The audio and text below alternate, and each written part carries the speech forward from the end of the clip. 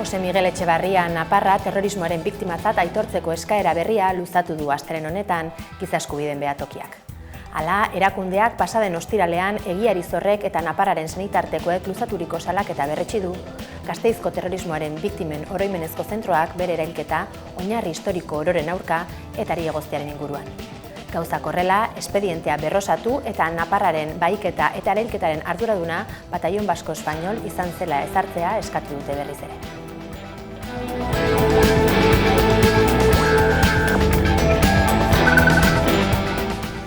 Eremu tentsionatu dira dagoeneko Arrasate, Pasaia eta Zestoa. Astelehen honetan argitaratu du jakinarazpena Espainiako Etxebizitza Ministerioak aldizkari ofizialean. Honen ondorioz, araudiak aurreikusiriko hainbat neurri abian jarri ahalko dituzte alokairuen prezioak mugatzen saiatzeko besteak beste. Izendapen berri honen ostean, Gipuzkoaren ia 60% gune tentsionatuetan bizi da.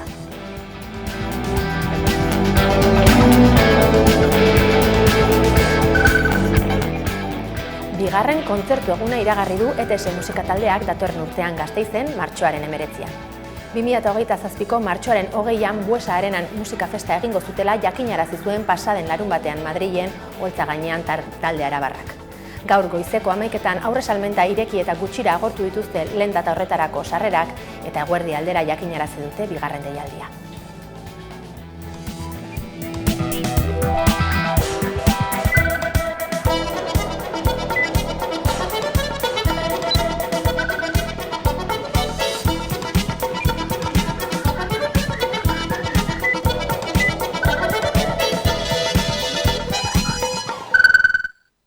Gabon guztioi eta ongi etorri apirilaren 27ko albistegira.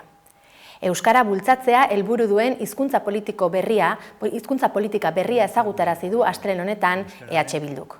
Euskara indarberritze aro berri bat irekitzeko hizkuntza politika berria txostena ezagutarazi du gaurkoan koalizio subiranistak asteburu honetan beren oinarriek bozkatu eta 97,29%aren babesa lortu ostean. Dokumentuan, euskaratik eta euskaraz ardaztuko den Euskal Herri eleaniztuna lortzeko irizpideak islatu dituzte, euskara Euskal Herriaren hizkuntza nazionala dela azpimarratu dutelarik. Goeneko egiten ari ginala egitea etzela nahikoa eta behar genuela eskala handiko erreakzio bat. Behar genuela hizkuntza politika berri bat, ez? Behar genitula hizkuntza politika eraldatzaileak, behar ditugula hizkuntza politika horiek eraldatuko dituzten egitura berriak, behar ditugula aurrekontu berriak, behar dugula berdintasunerako aterbe juridiko bat baita ere euskararentzat, eta behar dugula baita ere bulkada, sozial eta komunitario berri bat eraiki euskararen indarberritze fase batean sartzeko, ez? Sabino Arana Fundazioan lan egingo du datorren urte eta erdian Eneko Goia Donostiako alkateoiak. Kargoa utzi eta 6 hilabete geroago izan dute hainbat mediok izendapen honen berri. Arantxa Tapia buru duen fundazioaren antzeko erakundeekin harremana sendotzea izango da Goiaren zeregina, talde horiekin aliantzak eratzeko aukera planteatuko duelarik.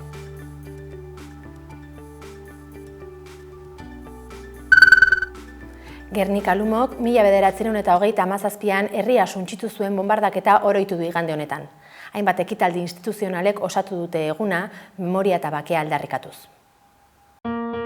Gernika Lumok 1937ko apirilaren 26ko bombardaketa oroitu du igande honetan memoria eta aitortza ardatz hartuta egindako ekitaldi sorta zabalarekin. Nazioarteko hainbat ordezkaritzak parte hartu dute udalak antolatutako ekitaldi instituzionaletan eta urtero bezala biktimak eta bizirauleak omentzeko eguna izan da. Goizean bombardaketan suntzitutako San Juan Eliza omentzen duen 4 metroko altzairuzko eskultura inauguratu dute. Testuinguru horretan, 2024an Espainiako gobernuak Gernika Lumo memoria demokratikoaren lekua izendatu zuela gogoratu dute eta horren harira Fernando Martínez memoria demokratikoaren estatu idazkariak lore eskaintza egin du eskulturan. Eguerdian Gernika sariak ekimena ospatu dute lizeoan. Aurtengo saridunak Global Sumut Flotilla eta Armenia eta Azerbaijaneko ordezkaritzak izan dira.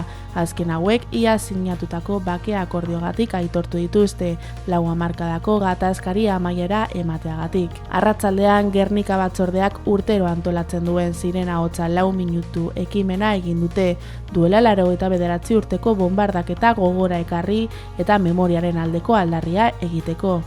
Aurten giza eskubideen behatokiko kideek aktibatu dute Sirena. Ondoren, saioko hilerriko biktimen omenezko mausoleoan lore eskaintzak egin dituzte nazioarteko ordezkaritzek. Ekitaldian izan da Imanol Pradales Eusko Jaurlaritzako lehendakaria ere, beste hainbat ordezkari politikorekin batera. Egunari amaiera emateko kale antzerkia eskaini dute eta herritarrek kale jira egin dute kandelekin. Gernika Palestina ekimenak manifestazioa egin du asteburu honetan Palestinar herriaren zapalkuntza salatzeko. Milaka lagun mobilizatu dira Donostian, Gernikaren herritik, genozidiorik ez, gerrarik ez lelopean. Gernika Palestina ekimenak manifestazioa egin du asteburu honetan Donostian Palestinar herriaren zapalkuntza salatzeko. Milaka lagun mobilizatu dira Gernikaren herritik, genozidiorik ez, gerrarik ez lelopean. Bilbon ere elkarretaratzea egin dute Guggenheim Museoaren aurrean, imperialismorik ez lelopean herri zapalduekiko elkartasuna adierazteko. Ekimen hauek Gernikako bombardaketaren 89. urteurrenaren bezperan egin dituzte.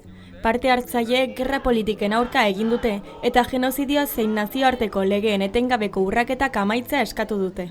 Donostiako mobilizazioan 100 pertsonak parte hartu dute Palestinako gerran hildako haurrak gogoratzeko iloialak eskutan eramanez. Manifestazioaren ostean antolatzaileek adierazi dute argi ikusten dutela gatazkaren irtenbidea elkarrizketan, negoziazioan eta konponbide politikoan oinarritu behar dela. Halaber, Euskal Herrian gerraren aurkako antolaketa eta sarekatzea indartu beharra azpimarratu dute eta hori izan behar dela une honetan guztion lehentasuna.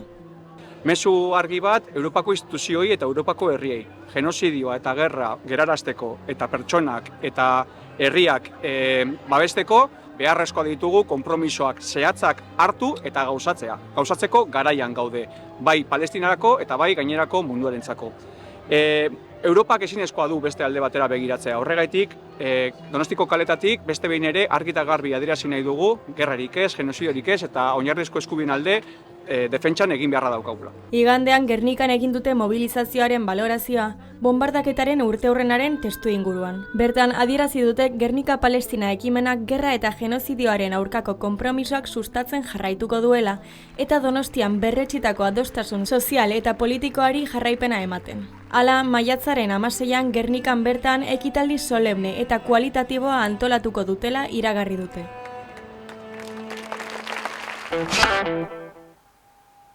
Bilboko mugikortasun bertikala hobetzeko proposamena plazaratu du gaurkoan EH Bilduk. Informazio gehiago dauka Xabi Alok. Bilboko igogailuen eta mugikortasun bertikalen egoeraren berri denbora errealean eta horien gaineko gorabeherei buruzko informazio emateko mugikorrerako aplikazioa sortzea proposatuko du Bilboko EH Bilduk, maiatzako udalbatzan mozioa aurkeztuko du horretarako eta EH Bilduk espero du udal gobernuarekin akordioa erdiestea. Bilboko mugikortasun bertikaleko instalazioen egoeraren berri denbora errealean emateko eta azpiegituretan gertatzen diren intzidentziei buruzko abisuak jasotzeko mugikorrerako aplikazioa sortzea proposatu du Bilboko EH Bilduk. Inzidentziak edo matxurak ezin dira ekiditu, hori normala da egotea, baina bai uste dugu herritarrei zuzendatuko informazioa edo inzidentzia horren berria baina eman aldela gainera modu errazean eta momentuan. Horregatik planteatu dugu mozio bat eramatea maiatzeko udalbatzarrera eta mozio horretan udal aplikazio bat sortzea, berri bat edo dagoen Bilbobusekoa hobetzeoa. Balizko aplikazio horretan berdez funtzionamendu normale duten igogailuak agertuko lirateke eta gorriz matxuraren bat edo bestelako goraberaren bat dutenak. Gainera, EH Bilduk jakinarazi du aplikazio horren bidez goraberei buruzko abisuak bidaliko lizkiekela erabiltzaileei. Maiatzeko osoko bilkuran mozioa aurkeztuko du talde subiranistak eztabaidatu dezaten eta gobernu taldearekin akordioa adostea espero du ezkerreko koalizioak. Euskaltzale oro datorren ekainaren 13an Iruñean batzeko deialdia egin du beste behin ere Euskalgintzaren Kontseiluak. Euskaraz bizitzeko behar den dena lelopean antolatu du Kontseiluak Euskaltzaleon martxa. 3 ildo nagusitan oinarrituko da ekimena, euskararen ofizialtasun osoan, hizkuntza politiken jauzi edo aurrera pausoetan eta euskaltzaletasunean hain zuzen. Horrez gain, bide hau eraikitzen laguntzeko norbanakoek aurrera eraman ditzaketen ekintzen inguruko gida ere ezagutarazi dute.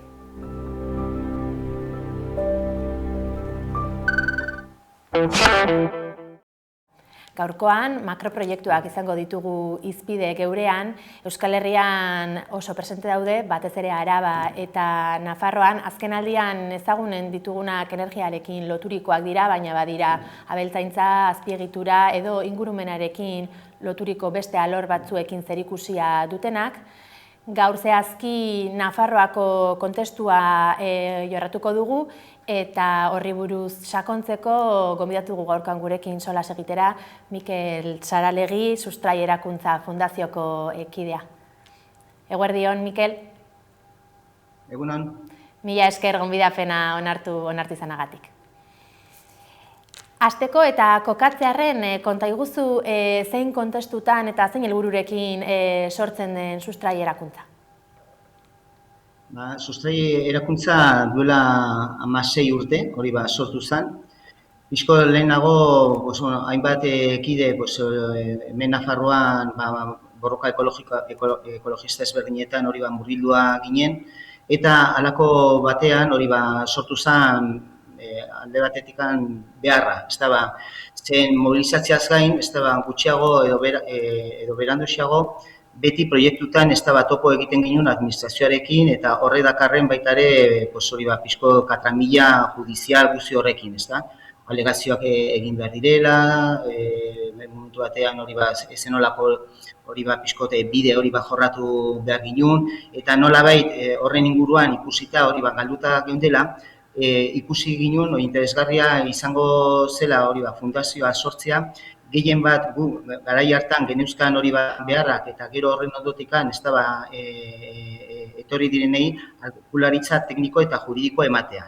Printzipioz hori da gure helburu nagusia.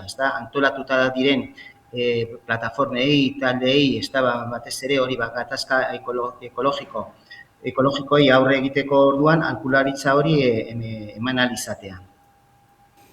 Lan horri edo jardun horri dagokionez, batez ere lurraldeari eta ingurumenari eragiten dieten makroproiektuen inguruan zentratzen zarete, horietako batzuk azken garaietan bereziki energiarekin eta energia berriztagarri deitzen diogun hoiekin daude lotuta, beraz gai horretan sakonduko dugu, saiatuko gara sakontzen lehenbizi.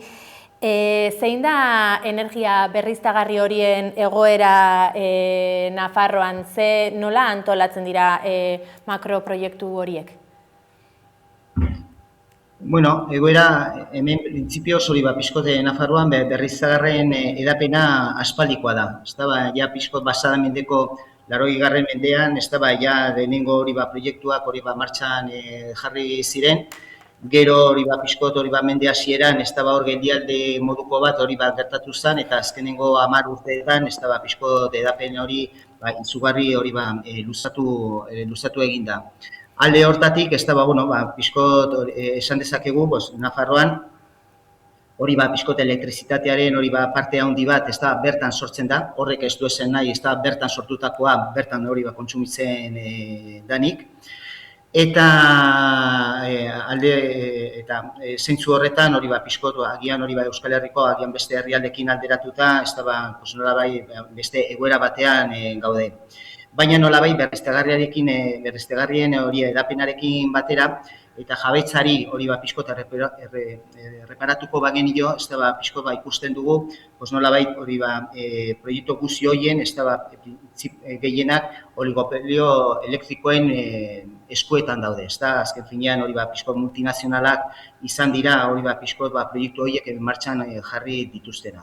Orduan alde batetik edapen oso zabala, baina beste aldetik pixkot ikusten dugu hori eremu erabat privatizatua eta multinazionalen eskutan dagoena.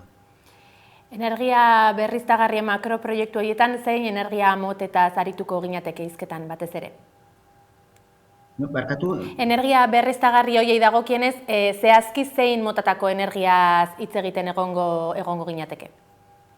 Bai, bueno, pixkote, oaintxo arte, ez da, nolabait garapen handiena izan dituztena, eolikoak, ez da, bueno, hasiera batean hori eolikoen hori zabaltzea hori gertatu zen, ez da, pixkote hori hemen Iruña ondoan, ez da, Erreniago hori Bizkarrezurrean, ez da, hor gertatu zen hori lehenengo proiektua, eta, bueno, urtetan, ez da, hori da gehien garatu dena. Gero horren ondotikan hori bigarren olatu bat etorri zen hori fotovoltaikoen inguruan, ez da, eta, bueno, momentu honetan, ez da, pixkoto hortxe gaude, eta azken hori bolada honetan, ez da, pixko baita ere berriztagarrien inguruan, nolabait biometanizazio plantak ez da agertu zaizkigu. Orduan pixko horiek izango ziren berriztagarrietan hori nagusienak. Ez da hori biomasa, ez da pixko hori ahaztu gabe. Eta hori energia berriztagarriak direla esaten dugu, batzuetan berriztagarri hori jasangarri hitzarekin lotzen dugu. Energia berriztagarri proiektu guztiak jasangarriak dira?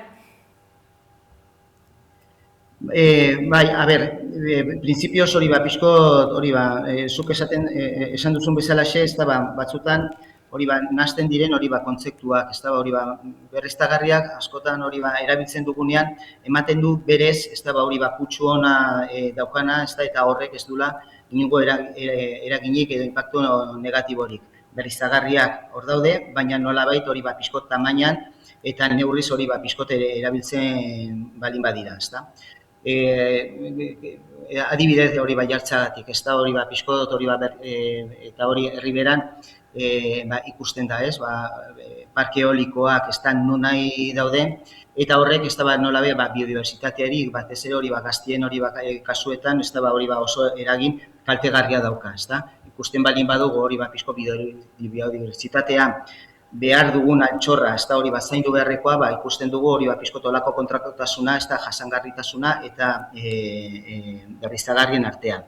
Orain berriki hori pixko eta aiztin aipatu dut hori biometanizazio planta beste adibide bat izango litzake, ez da.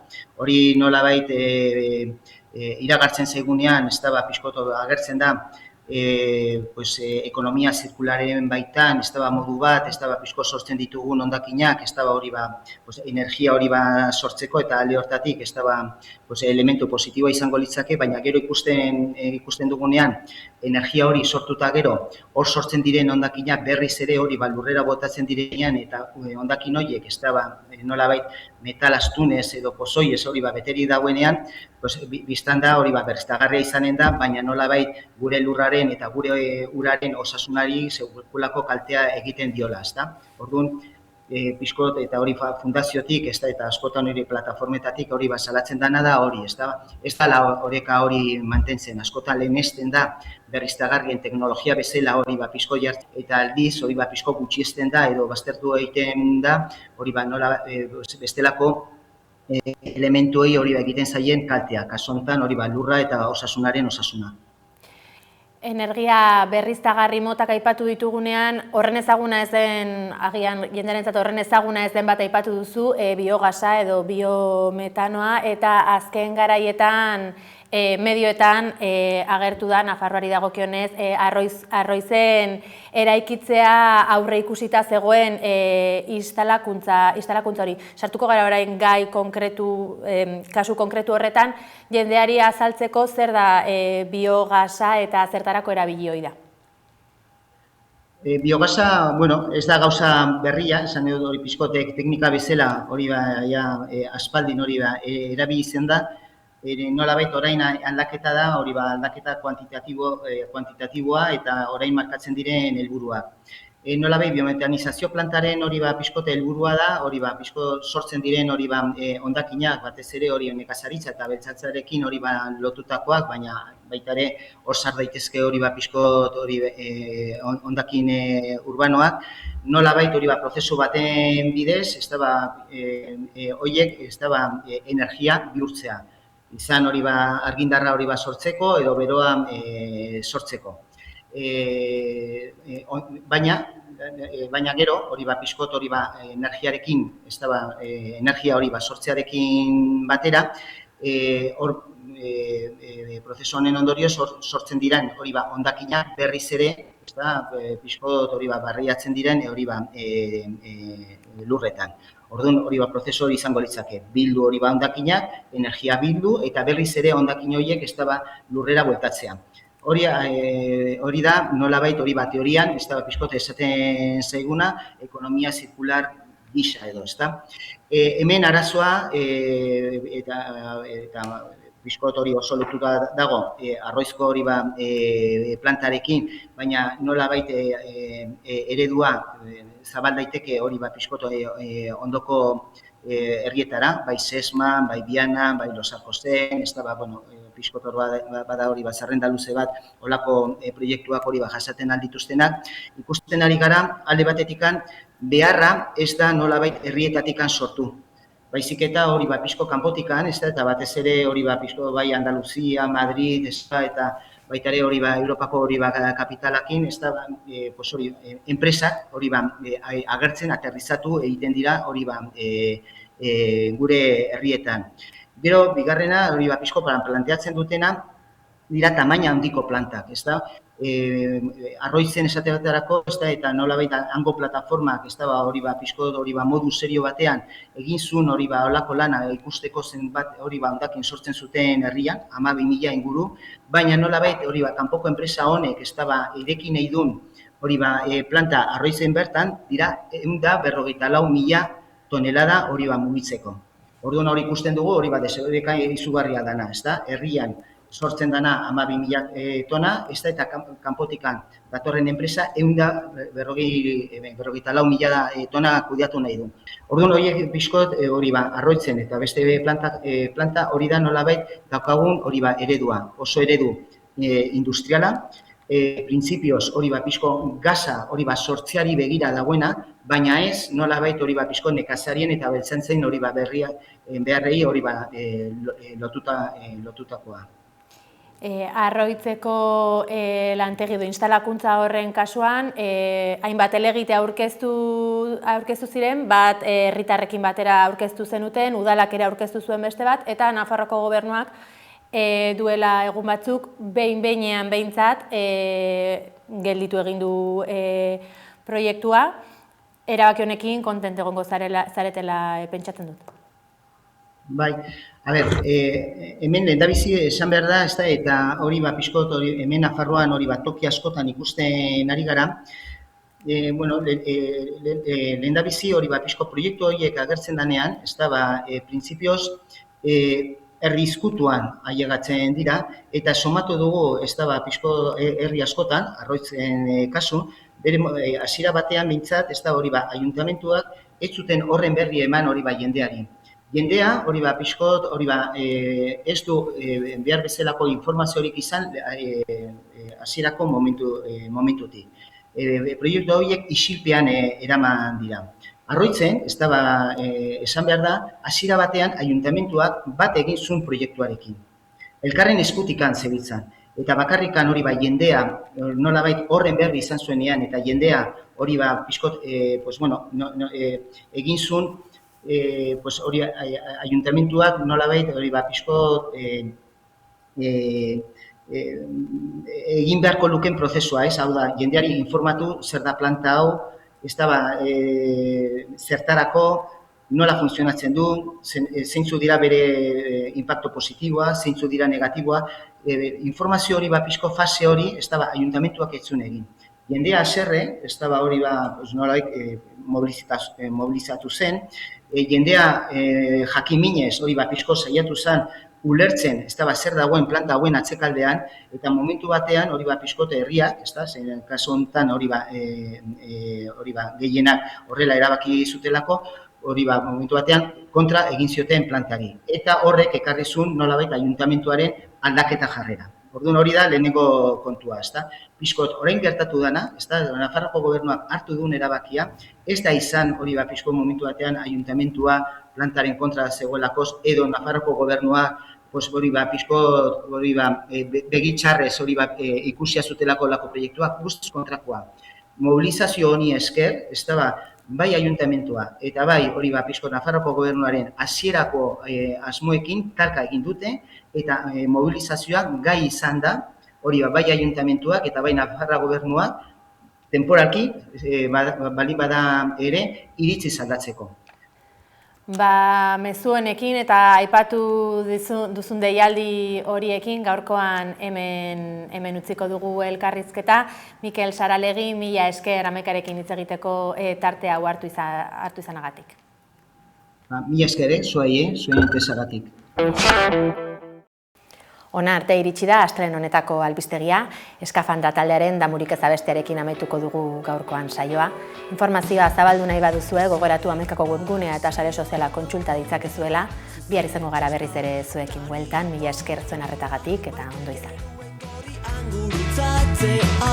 Kometa orbitatik ateratzea, aitortzen dute emozio beharrez nintzen, parte horrekin azkatuta nengoen, ez ustean hirugarren mundu gerra, dekaratu duzure irribarreak.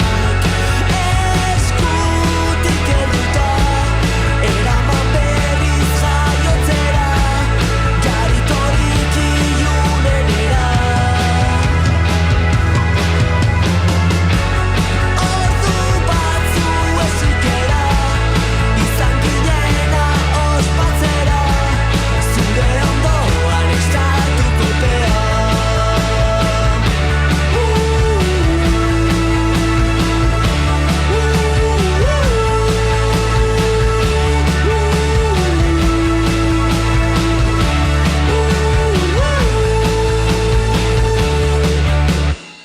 Sentimendua giltzapean gordetzen, radarez inguratuta zigintuzten, utzi dazu abestiak irauten, duen tartean drama queen izaten, bian berriz kalera mozorrotuta, hemen ez bueltan eguzkia ikututa, inondik ez da ageriko damua, rebindikatuko dut atentatua.